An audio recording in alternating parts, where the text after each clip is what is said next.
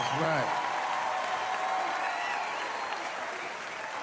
And after this shit, it's time to make America wait again. I've done too well.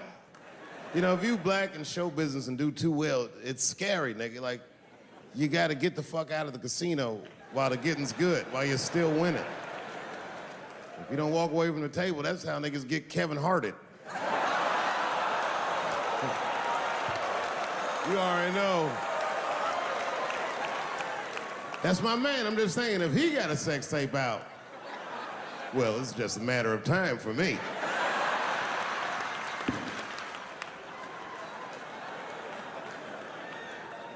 But you know why I be thinking sometimes I want to stop doing comedy?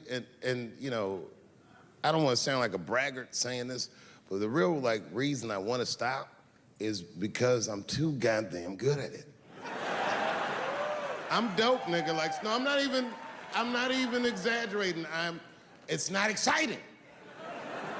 Every night before I come out on stage, I'll be backstage like, I'm sure this is gonna go well. And it always does. I'm so good at writing jokes, and this is not even an exaggeration. I actually write jokes backwards. I will write a punchline with no particular setup in mind. I just put it on a scrap of paper, and I'll throw that scrap of paper in my fishbowl. I have a fishbowl in my house filled with random punchlines. And every once in a while, I'll shake the bowl, and I'll dig in there and just pull one out and see if I can make that shit work. And I picked one for this special. It's not an easy punchline to pull off. Are you ready? Yeah. Here it goes. The punchline is, so I kicked her in the pussy.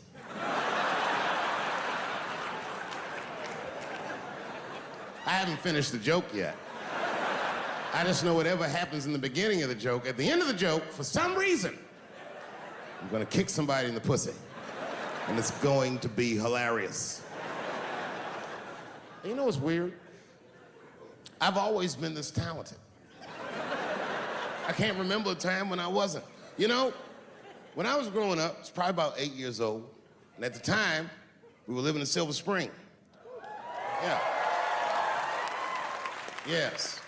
Common misconception about me in D.C., a lot of people think I'm from the hood. That's not true. But I never bothered to correct anybody because I wanted the streets to embrace me. As a matter of fact, I kept it up as a ruse. Like sometimes I'll hang out with rappers like Nas and them, and these motherfuckers will start talking about the projects. Yo, it was wild in the PJs, yo. And I'll be like, word, nigga, word. But I don't know. I have no idea.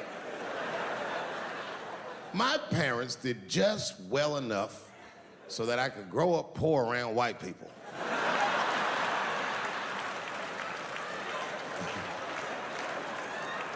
And to be honest, when Nas and them talk about the projects, nigga, I used to get jealous because it sounded fun. Everybody in the projects was poor, and that's fair. But if you were poor in Silver Spring, nigga, it felt like it was only happening to you. Nas does not know the pain of that first sleepover at a white friend's house. And you come back home on Sunday and just look at your parents like, y'all need to step your game up. Everything at Timmy's house works. Remember the first time you saw that? In a cold winter, and you be at a white friend's house and see the motherfuckers in their living room without their coats on?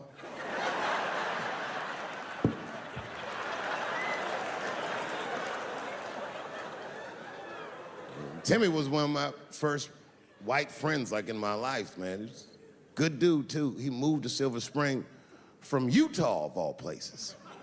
I guess his family was affiliated with that Mormon church they got down there, and me and him used to hang out. And one day I was at his house, we were just hanging out, and Timmy says, Dave, why don't you stay for dinner tonight? I said, oh, man, I'd love to, but I can't. if I'm not home before dark, my mother will kill me. That was a lie. My mother had several jobs. I hadn't seen her in like 3 or 4 days. And the only reason I lied to Timmy was because at that point in my life, it was my experience that white dinner wasn't delicious.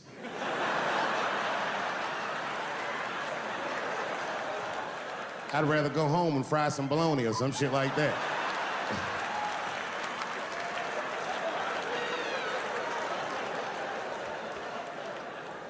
But then old Timmy threw me a curveball I wasn't expecting. He said, well, it's too bad you can't stay, Dave, because Mom made stovetop stuffing.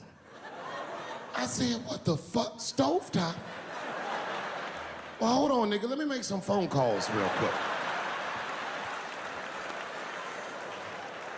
I had seen that commercial so many times, I had dreamt of getting my hands on some of that stovetop stuffing.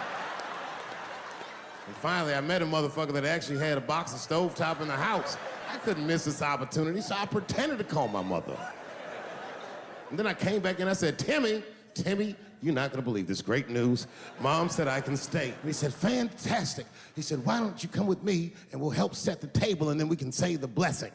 I had no interest in setting this motherfucker's table or saying these crazy ass Mormon prayers. I just wanted that goddamn stuffing. So I told Timmy, I said, you know what, I'd love to help, but let me go wash my hands first. My plan was simple.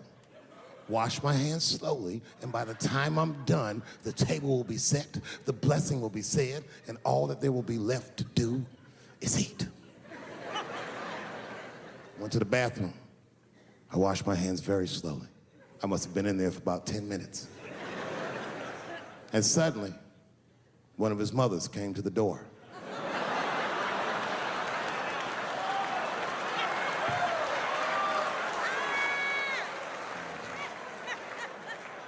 She was like, hi, David, right? I said, yes, ma'am. She said, Timmy tells me that you're planning on staying for dinner. I said, I hope that's not a problem, ma'am. She says, no, it's no problem. In fact, we'd love to have you. It's just that we weren't expecting company. And I'm afraid there's not enough stovetop stuffing for everybody. So I kicked her in the pussy. Bam! But if you worry, don't pray. My homie told it to me just the other day. From the tall castle walls to the mean deep streets, I hope you get what you want and that you want what you need. Amen. Thank you. Everyone have a seat, be comfortable, relax. I gotta tell you. Let's go, let's go.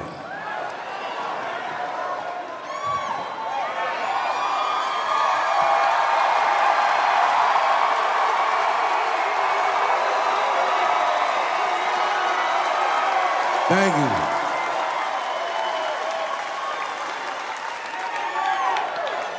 I need you guys to know something. And I'm gonna tell you the truth, and don't get freaked out. This is gonna be my last special for a minute. It's all good. It's all good. Listen to me. I did it in Detroit for that reason. That's right. You wanna know why? Because I talked so much shit about Detroit in the first special, I figured I might as well do the last special here. Sorry about that, by the way. First of all, before I even start, I want to say that I'm rich and famous. And the only reason I say that is because the last 17 months were hell, and I cannot imagine what everybody went through, but I'm happy to see you, and I'm happy you're well, and I hope everyone you love is okay.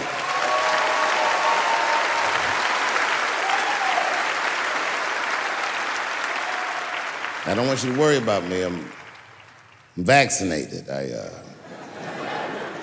got the Johnson & Johnson vaccine. I gotta admit, that's probably the most niggerish decision I've made in a long time. I walk in the doctor like, give me the third best option. I'll have what the homeless people are having.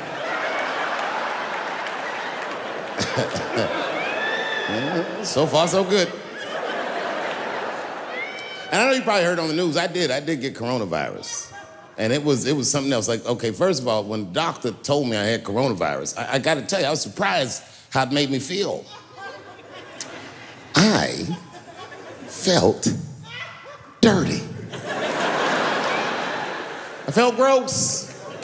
Because I'd been walking around Texas, just touching doorknobs and shit, hands all moist. Tipping niggas with cash. Here, take this to your family. I must have killed thousands of people just trying to get tonight's show together. So I hope you appreciate it, because a lot of niggas died for me to get this one off.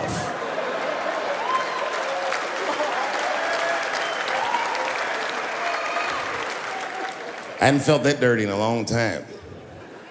The last time I can remember feeling dirty like that, man, I must have been a little boy. I was being molested by a preacher. Well, don't feel bad for me. I liked it. I used to get a kick out of coming in that fella's face.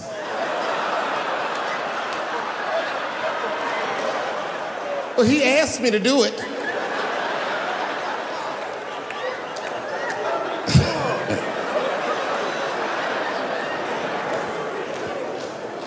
They make you quarantine. I had to quarantine for 10 days at least. They said, you're gonna have to stay in the room. I didn't go nowhere. And it started making me nuts, because I would just sit in the room and watch videos all day. Now, you know what I was watching? And I hate to say this, but there was a lot of videos, sadly, of black people beating up Asians for no reason. Oh, these attacks were unprovoked. I couldn't believe it. And I was sitting in the room watching this shit. It was stressing me out. I was stressed already, because the whole time when you get coronavirus, at least the first 5 days, you wait, see how sick you're gonna get. And it turns out, and this is true, I didn't get sick at all. Not a cough, not a booger, not a fever, nothing. Look at me. I am the Magic Johnson of coronavirus.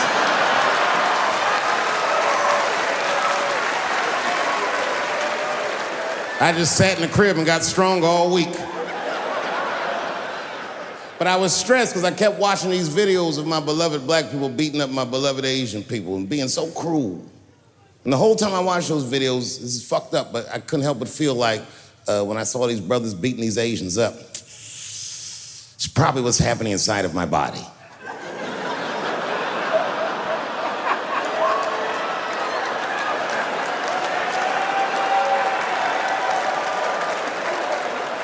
I didn't get sick.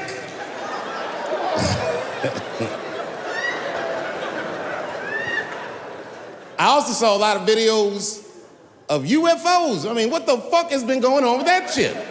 These niggas are here. These UFOs keep coming to Earth, and it made me think of an idea for a movie. It sounds dumb, but hear me out. In my movie idea, we find out that these aliens are originally from Earth. That they're from an ancient civilization that achieved interstellar travel and left the Earth thousands of years ago. Some other planet they go to, and things go terrible for them in the other planet. So they come back to Earth and decide that they want to claim the Earth for their very own. It's a pretty good plot line, huh? I call it Space Jews.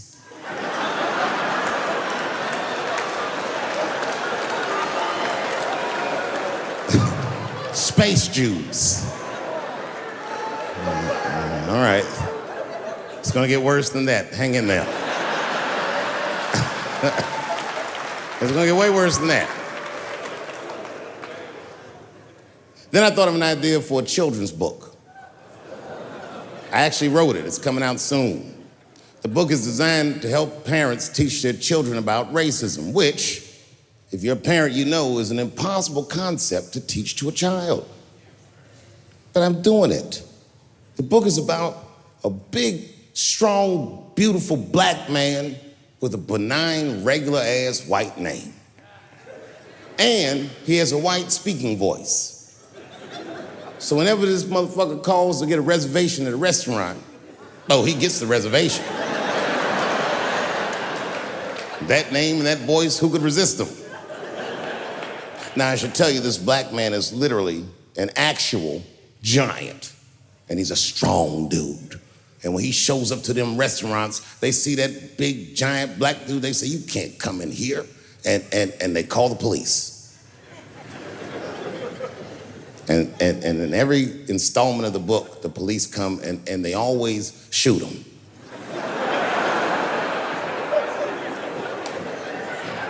But remember, remember, this guy is a giant. These bullets don't kill him. They don't even hurt him. They just break his heart. It's called Clifford the Big Black Nigger. Anyone?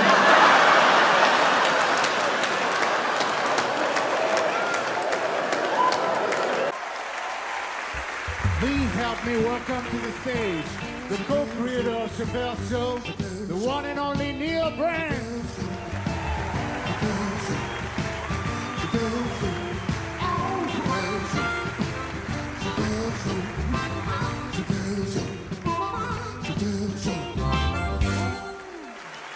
Hi, Dave.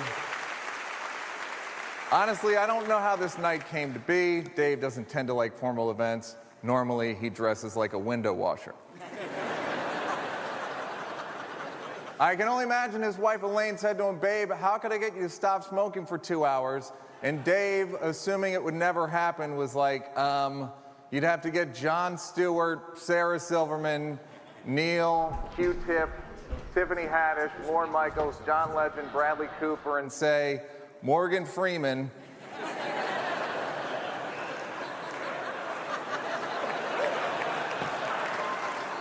To fly to DC and honor my talent. Elaine said, great, October 27th, and Dave was like, shit!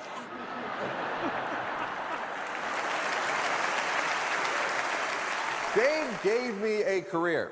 We met in 1992 at a comedy club in New York City. We wrote a few jokes together over the years, but I'd always hoped we could do something bigger.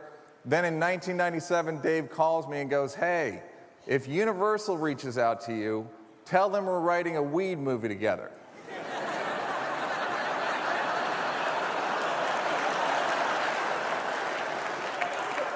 And I was like, what weed movie? And Dave said, don't worry about it. Next thing I know, someone from Universal calls me and asks, are you writing a weed movie with Dave Chappelle? And I was like, yes? And they go, when can you pitch it to us? And I was like, in 30 days' time.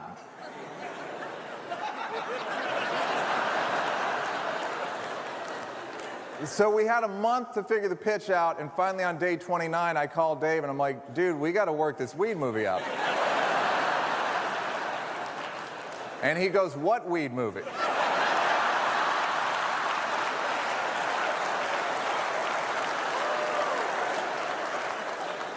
Anyhow, the day before the pitch, we outlined Half-Baked. It took the full day, about 16 hours, and that attention to detail really showed up on screen. I don't know about y'all, but I can't even move. It's like I feel stuck here, yo.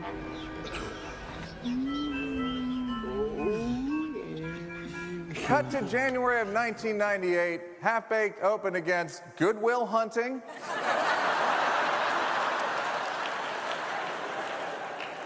Wag the Dog, As Good as It Gets, and oh yeah, Titanic.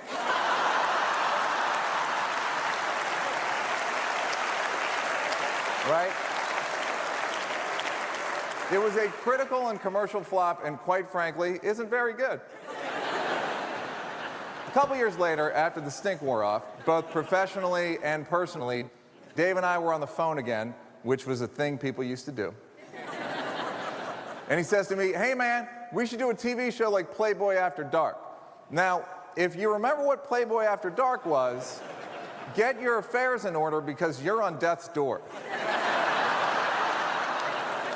If you don't remember Playboy After Dark, it was a super laid-back TV show in the 1970s hosted by Hugh Hefner, who was a magazine publisher and mild sex trafficker. Imagine Jeffrey Epstein with a grotto.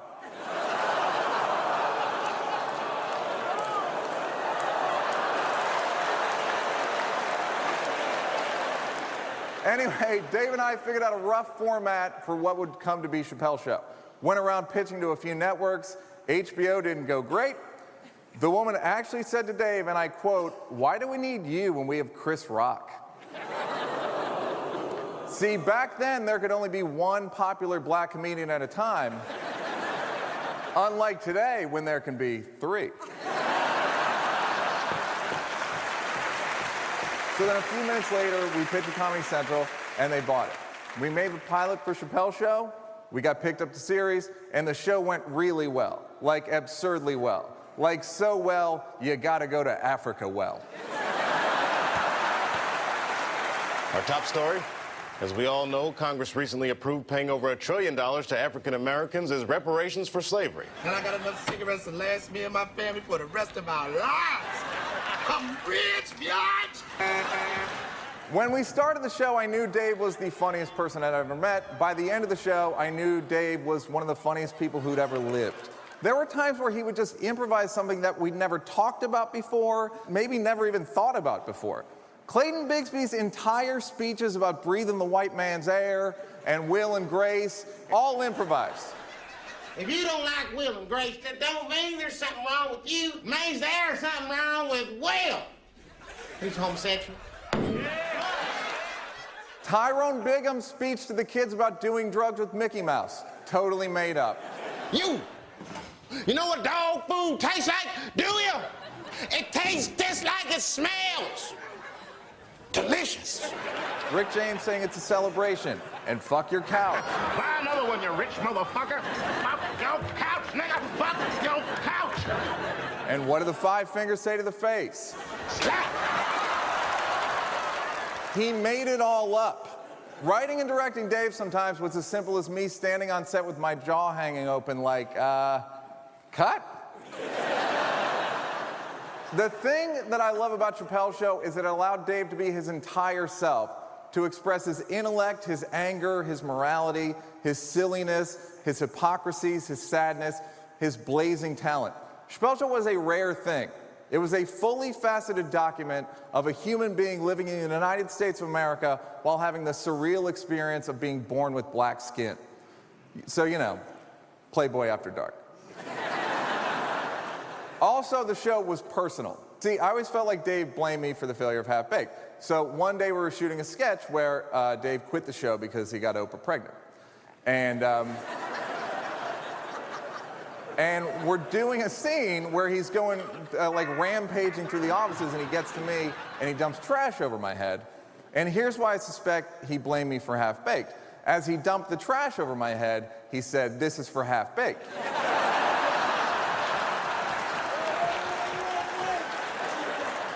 All right, as you can see, he claims that I actually wrote that line and told him to say it, which is the only time this entire evening that I'll be receiving any credit for Chappelle's Show.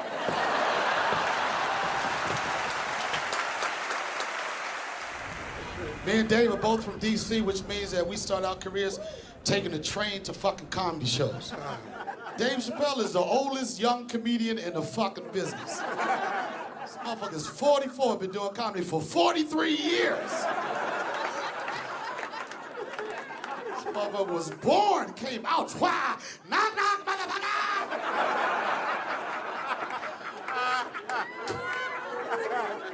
With a cigarette in his hand at the same time. The Dave Chappelle Show. Being on that show changed my life. But one character in particular, Ashy Larry, a lot of people remember me as Ashy Larry. And when we did that, Dave was like, "Donnell, what are you gonna do to prepare for the role of Ashy Larry?" I said, "I'm gonna take a shower, nigga. And just dry off. I'll be the ashiest motherfucker in Hollywood."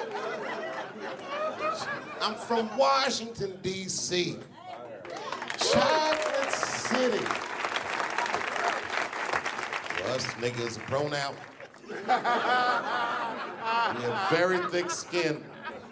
We don't shy away from the jokes. In fact, humor was our mode of survival. The only reason I never got my ass whooped on these streets is because niggas knew I'm hilarious.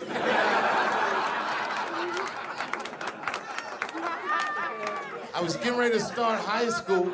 We had a principal named Ralph Neal. That nigga had just seen Lean on Me and was walking around with a bullhorn like it was him.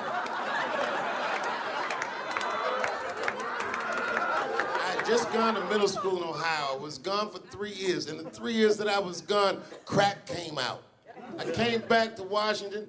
You guys remember crack, don't you? You remember what it did to this city.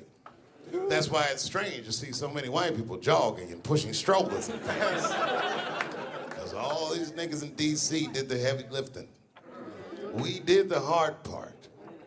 This is a black city. They call it Chocolate City, not because shit has nothing to do with chocolate. That was niggas.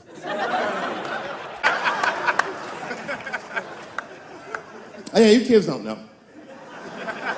Your generation is just determined to be angry, mad. Everybody's mad.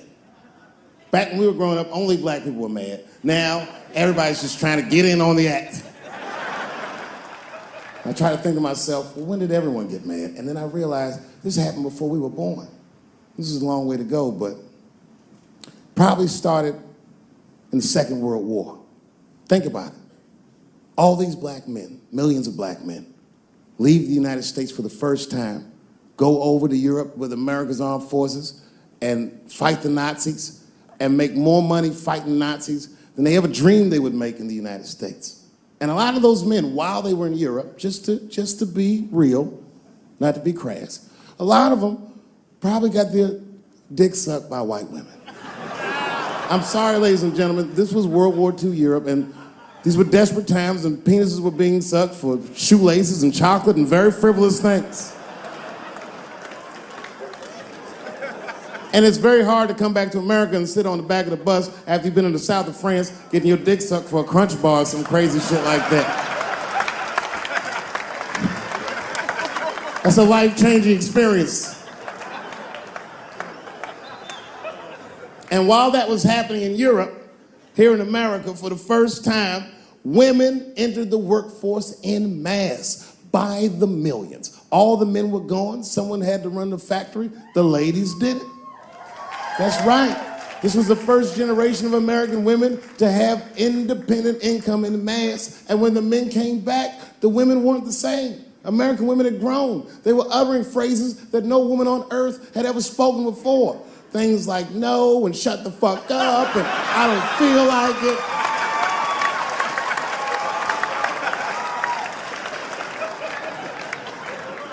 And then behind the scenes of that, there was a little-known government agency that started testing mind-controlled drugs on the American public. They fucked up.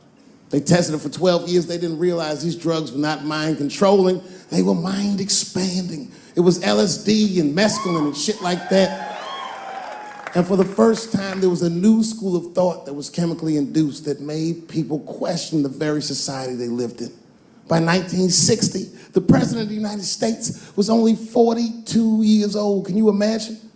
DMX is older than that.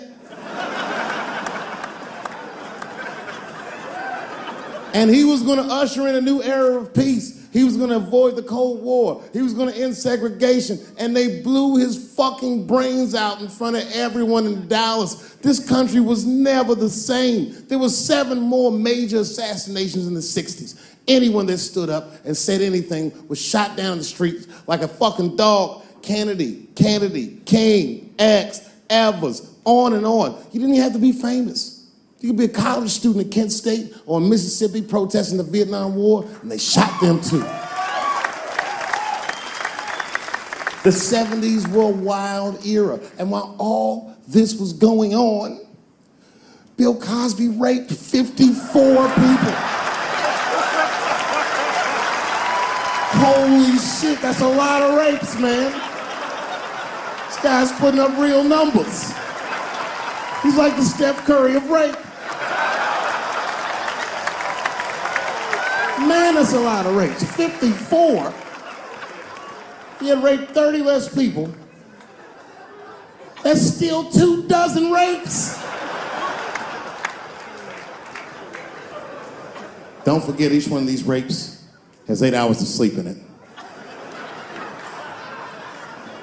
Ladies and gentlemen, that's over 400 hours of rape. It only takes 65 hours to get a pilot's license.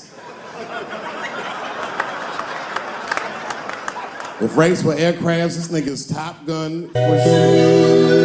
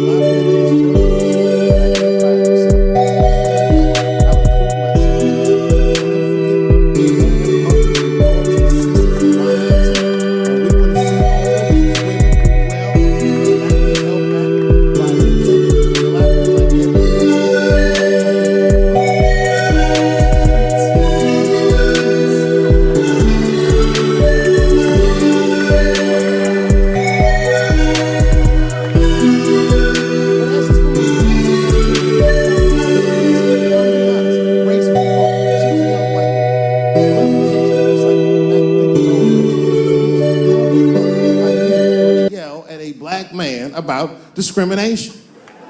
She didn't get it. She just kept going. Women suffer. I know. Women suffer. Same team. Women suffer. I know. And this is where she went too far. We suffer just like you. Slow your roll, bitch. You suffer, yes, but not like me. Not like us. She goes, suffering is suffering. What's the difference? I said, come on, white woman, you know what it is. You was in on the heist, you just don't like your cut. You suffer, I suffer. You suffer, I suffer. That's how it works. Can't do comparative suffering. If you're hungry and your friend says, you know, people are starving in Africa, so what, nigga? I still want lunch.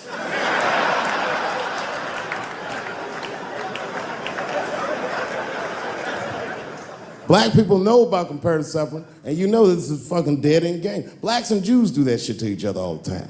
You ever played Who Suffer More with a Jewish person? It's a tough game. Whenever you think you got the Jewish guy on the ropes, that motherfucker will be like, well, don't forget about Egypt. Egypt? God damn, nigga, I didn't know he was going all the way back to Egypt.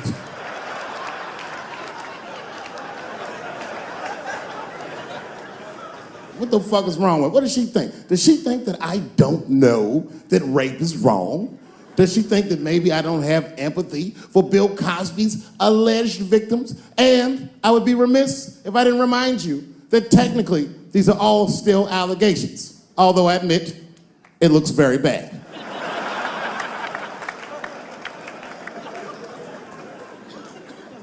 But perhaps if she looked at it correctly, she would have empathy for me, the man she was attacking.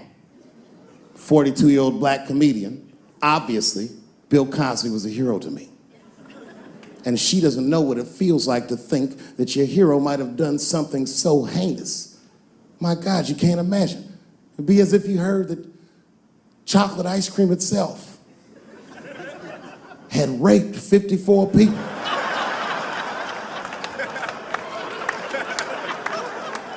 You'd say to yourself, oh man, but I like chocolate ice cream. I don't want it to rape.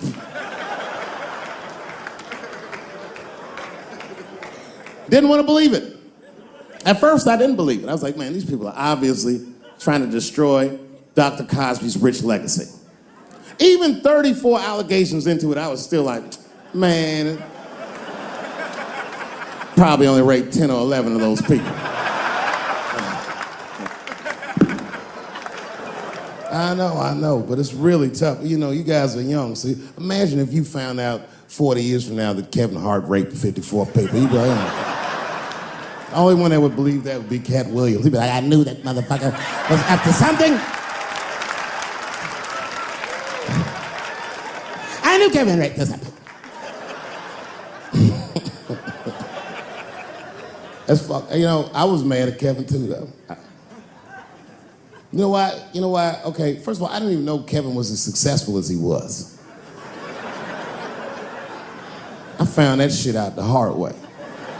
I was at home and my son busted and he said, Dad, I need $250. He's only 12 years old, so I freaked out. What's going on, nigga? Somebody trying to kill you?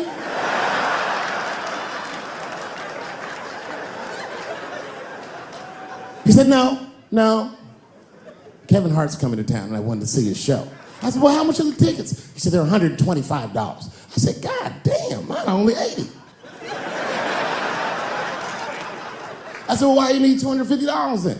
He goes, because I want to go with you, Dad, please. And there it is. So I took him to the show.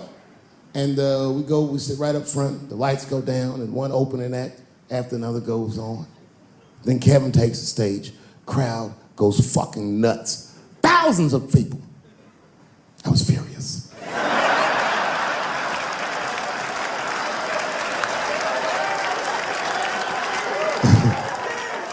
The longer the show went on, the madder I got. Because his show was fucking outstanding. It was maddening. These people were fucking holding their stomachs. My son was slapping his knee. I'm like, oh, nigga, I do this too.